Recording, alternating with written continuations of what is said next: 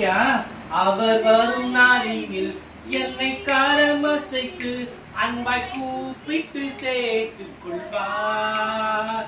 அவர் வரும் நாளினில் என்னை காரமசைக்கு அன்பாய் கூப்பிட்டு சேர்த்துக் கொள்வார். அவர் சமூகமதில் அங்கே அவருடனே ஆடி பாடியே மகிழ்ந்திடுவே. அவர் சமூகமதில் அங்கே அவருடனே ஆடி பாடியே மகிழ்ந்திடுவே. ஆனந்தமே பரமானந்தமே இது மாபெரும் பாக்கியமே. இந்த பாதலத்தின் சொந்தக்காரர் எந்த உள்ளத்தின் சொந்தமானார்.